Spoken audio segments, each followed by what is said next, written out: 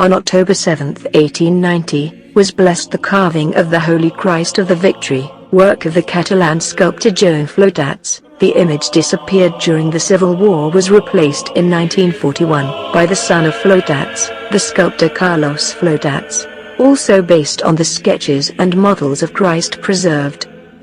Accompanying the image of Christ of the Victory, to his right, at the foot of the cross, Mary Magdalene, carving made by the sculptor Mariano Benlliure in 1945, the sculptor himself came to Crevillent that Good Friday, depositing a bouquet of flowers at the feet of his Magdalene, visibly moved.